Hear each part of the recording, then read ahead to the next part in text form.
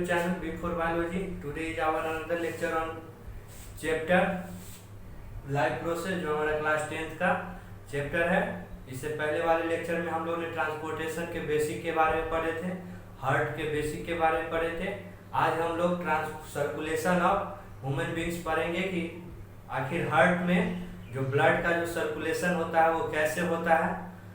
यही सब आज हम लोग इस लेक्चर में पढ़ेंगे। तो चलिए स्टार्ट करते हैं।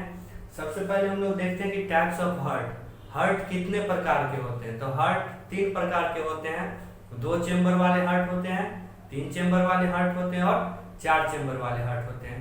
2 चेंबर वाले हार्ट कहने का मतलब ये है कि उसमें 2 चेंबर होंगे। मान लीजिए कि ये हार्ट है, ठीक, ये हार्ट है जिसका 2 चेंबर होगा, एक चेंबर ये और एक चेंबर ये, ठीक। तो ये 2 चेंबर वाले हार्ट हैं जो कि फिश में होते हैं, जैसे पाइसेस।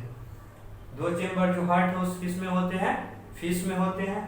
3 चेंबर हार्ट, उसमें 3 चेंबर होंगे। मान लीजिए कि ये हार्ट है तो इस तरह का होगा, 3 चेंबर होगा, 1 2 3, 3 चेंबर, जो कि एम्फीबियंस और रेप्टाइल्स में होते हैं। रेप्टाइल्स में सिर्फ क्रोकोडाइल को छोड़ के जितने भी रेप्टाइल्स होंगे उसमें कितने चेंबर वाले हार्ट होंगे, 3 चेंबर वाले हार्ट होंगे। 4 नंबर में है, 3 नंबर में 4 चेंबर हार्ट, मतलब 4 चेंबर वाला हार्ट, जो कि क्रोकोडाइल में होंगे और ह्यूमन में भी होंगे। हम लोग पिछले लेक्चर में देखे थे कि ह्यूमन्स का जो हार्ट होते हैं वो 4 चेंबर वाले हार्ट होते हैं। वो इस तरह होते हैं, जैसे मान लीजिए कि ये हार्ट है, ठीक। तो इस टाइप का उसका शेप होता है। 1 2 3 4 चेंबर हुआ। तो कितने चेंबर वाले हार्ट है, 4 चेंबर। तो ह्यूमन बींग्स में 4 चेंबर वाले हार्ट होते हैं। तो यही 3 वो प्रकार होता है कि types of heart, 2 chamber, 3 chamber और 4 चेंबर। और एक टर्म आता है डबल सर्कुलेशन। डबल सर्कुलेशन कहने का मतलब ये है कि जब ब्लड फ्लो होगा हार्ट से, तो उस समय हार्ट का इन्वॉल्वेशन 2 टाइम होना चाहिए। उसको हम लोग डबल सर्कुलेशन बोलते हैं। तो डबल सर्कुलेशन ह्यूमन बींग्स में होता है और क्रोकोडाइल में होता है, ठीक। फिश में एक ही सिंगल सर्कुलेशन होता है। इसमें हार्ट एक बार ही इन्वॉल्व होता है, जब ब्लड हार्ट से एक बार ही आता है या फिर जाता है। लेकिन 4 चेंबर वाले हार्ट जो होते हैं, जिनमें ह्यूमन बींग्स होता है, ह्यूमन बींग्स में डबल सर्कुलेशन होता है, जिसमें क्या होता है कि ब्लड जो है हार्ट द्वारा 2 बार आता जाता है, इसलिए इसको डबल सर्कुलेशन बोलते हैं। Circulation of heart in which blood circulation of blood in which heart is involve twice, मतलब ब्लड का सर्कुलेशन जिसमें हार्ट जो है इन्वॉल्व हुआ कितना टाइम्स, ट्वाइस, मतलब 2 टाइम्स। तो हम लोग अब देखते हैं कि circulation of human beings, blood जो होता है ह्यूमन बींग्स में कैसे सर्कुलेट करता है। तो सबसे पहले हम लोग पिछले लेक्चर में देखे थे कि हार्ट का कितने चेंबर होते हैं, 4 चेंबर, ठीक। इसको क्या चेंबर, 4 चेंबर। इसको हम लोग राइट ऑरिकल बोलते हैं और इसको राइट वेंट्रिकल बोलते हैं, और इसको लेफ्ट ऑरिकल बोलते हैं और इसको लेफ्ट वेंट्रिकल बोलते हैं। तो इस डायग्राम को देखिए बॉडी है, ठीक। बॉडी में सुपीरियर वेना कावा जो यहाँ पे प्रेजेंट होता है, ठीक। इंफीरियर वेना कावा, ये सुपीरियर वेना कावा एसवीसी और इंफीरियर वेना कावा आईवीसी, ये दोनों क्या करेगा कि बॉडी से डीऑक्सीजनेटेड ब्लड लाके राइट ऑरिकल में डालेगा। फिर राइट ऑरिकल से ब्लड मूव करके राइट वेंट्रिकल में जाएगा, और राइट वेंट्रिकल से पल्मोनरी आर्टरी द्वारा, पल्मोनरी कहने का मतलब क्या होता है, लंग्स। पल्मोनरी जहां भी टर्म आ जाएगा इसका मतलब क्या होता है, लंग्स होता है। तो पल्मोनरी आर्टरी द्वारा लंग्स में जाएगा, फिर लंग्स से पल्मोनरी वेन से लेफ्ट ऑरिकल में आएगा, लेफ्ट ऑरिकल में आएगा, और फिर लेफ्ट ऑरिकल से लेफ्ट वेंट्रिकल में, और फिर यहाँ से एरोटा द्वारा बॉडी में चला जाएगा। तो यही सर्कुलेशन होता है। सबसे पहले बॉडी, ठीक। बॉडी से जो भी डीऑक्सीजनेटेड ब्लड होगा वो राइट ऑरिकल में आएगा, फिर राइट ऑरिकल से राइट वेंट्रिकल से पल्मोनरी आर्टरी द्वारा लंग्स में चला जाएगा, फिर लंग्स में ब्लड फिल्टर होगा, फिल्टर के बाद पल्मोनरी वेन द्वारा लेफ्ट ऑरिकल में आएगा, फिर लेफ्ट ऑरिकल से ब्लड मूव करेगा लेफ्ट वेंट्रिकल में, और फिर लेफ्ट वेंट्रिकल से ब्लड कहाँ चला जाएगा, पूरे बॉडी में जाएगा। तो ये क्वेश्चन पूछता है blood circulation in human being, जो क्लास 10th में ये 5 नंबर में क्वेश्चन पूछता है कि समझाइए कि हार्ट में ब्लड सर्कुलेट कैसे करता है। तो ये डायग्राम बना के अब थोड़ा डिटेल में कर दीजिएगा, एक्सप्लेन कर दीजिएगा, तो ये हो जाएगा। बॉडी से क्या होगा, सुपीरियर वेना का होगा एसवीसी सुपीरियर वेना का होगा, आईवीसी इंफीरियर वेना का होगा।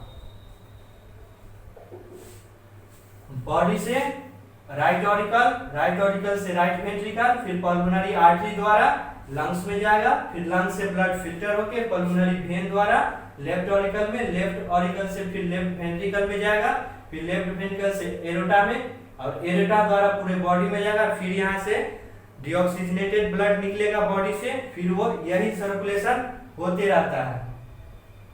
तो ये हमारा हुआ blood circulation in human beings. तो ये डायग्राम आप बना लीजिएगा। उसके बाद आता है कि ब्लड प्रेशर, टॉपिक दिया हुआ है हमारे क्लास 10th के एनसीईआरटी में, ब्लड प्रेशर। आखिर ब्लड प्रेशर क्या होता है, pressure exerted by blood on the wall of blood vessels, मतलब ब्लड द्वारा जो भी प्रेशर ब्लड वेसल्स में दिया जाएगा, यानी आर्टरी में दिया जाएगा, उसको हम लोग ब्लड प्रेशर बोलते हैं।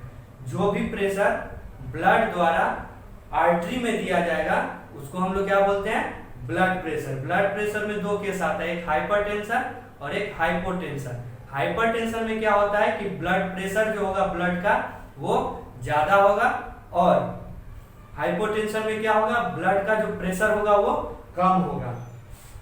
मेजर्ड बाय स्फिग्नोमेनोमीटर, ये एक डिवाइस होता है जिसके द्वारा ब्लड प्रेशर मेजर किया जाता है। उसके बाद आता है, दो टर्म होता है सिस्टोलिक डायस्टोलिक।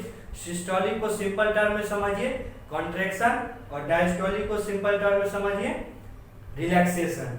तो सिस्टोलिक क्या होता है, pressure during artery contraction. Contraction इसको वेंट्रिकल सिस्टोल बोलते हैं। आर्टरी कंट्रैक्शन मतलब क्या होता है कि जिस समय हमारा क्या होगा, हार्ट जो होगा, आर्टरी जो होगा वो कंट्रैक्ट करेगा। जैसे देखिए यहाँ पे, जब यहाँ पे ब्लड आता है लेफ्ट वेंट्रिकल में, ठीक, और यहाँ से राइट वेंट्रिकल में, इधर से यहाँ और इधर से यहाँ, तो इस समय नीचे का जो वाल होता है हार्ट का वो पंप करता है ऊपर का, तो कंट्रैक्ट होता है उस समय। उसी को हम लोग बोलते हैं सिस्टोलिक, और डायस्टोलिक इसको बोलते हैं जब ये रिलैक्स करता है। ये थोड़ा भास्ट में है, वो हाई लेवल में पढ़ा जाएगा, लेकिन यहाँ पे सिस्टोलिक का मतलब समझिएगा, जो हमारा ब्लड कैपिलरीज होगा वो जब कंट्रैक्ट करेगा, ठीक, तो उसको हम लोग बोलेंगे सिस्टोल, और जब ये रिलैक्स करेगा यहाँ से यहाँ आएगा फिर से, उसको हम लोग बोलेंगे डायस्टोल। तो सिस्टोल का मतलब क्या हुआ, प्रेशर ड्यूरिंग आर्टरी कंट्रैक्शन, इसको वेंट्रिकुलर सिस्टोल बोलते हैं। वेंट्रिकुलर सिस्टोल कहने का मतलब जो हमारा वेंट्रिकल पार्ट होगा वो कंट्रैक्ट करेगा, और डायस्टोलिक का मतलब क्या होता है, आर्टरी रिलैक्सेशन, मतलब वेंट्रिकल डायस्टोल यानी वेंट्रिकुलर रिलैक्सेशन। उस समय हमारा वेंट्रिकल जो होगा वो क्या करेगा, रिलैक्स करेगा, तो इसको हम लोग क्या बोलते हैं, डायस्टोलिक। तो ये हमारा हुआ blood pressure. Normal blood pressure जो होता है 120/80 होता है। 120 जो होता है हाई, 120 जो होता है उसको सिस्टोलिक में आता है, और 80 जो होता है वो डायस्टोलिक में आता है। दो केस होता है, हाइपरटेंशन और हाइपोटेंशन। हाइपरटेंशन कहने का मतलब क्या है कि ब्लड प्रेशर हाई हो जाना, इट मींस 120/80 से अगर बीपी हाई है इसका मतलब हाइपरटेंशन, अगर 120/80 से अगर बीपी लो है तो उसका मतलब हाइपोटेंशन। तो इसको आप लोग नोट कीजिएगा। जैसे देखिए, हाइपो कब होगा, जब 120 से नीचे होगा, और हाइपर कब होगा, जब 120 और 80 से ऊपर होगा। जिसको हम लोग क्या बोलते हैं, दो केस होता है ब्लड प्रेशर में, हाइपोटेंशन और हाइपरटेंशन। तो ये हमारा हुआ blood circulation in human being. और इसी दौरान जब ब्लड प्रेशर हाई हो जाता है और उस समय हमारे शरीर का कोई कैपिलरीज टूट जाता है। कैपिलरीज टूटने का मतलब क्या हुआ कि कैपिलरी मतलब ट्यूब से जो हमारा ब्लड वेसल्स होता है वहां से ब्लड शरीर में आने लगता है, वहां से फट जाता है। तो उसी समय जब ट्यूब टूट जाता है, कैपिलरी टूट जाता है, तो उसमें ब्लड बाहर आने लगता है। उसको हम लोग क्या बोलते हैं, हेमरेज बोलते हैं। हेमरेज कब होता है, जब ब्लड प्रेशर ज्यादा होने के कारण कैपिलरीज का टूट जाना ही हेमरेज कहलाता है।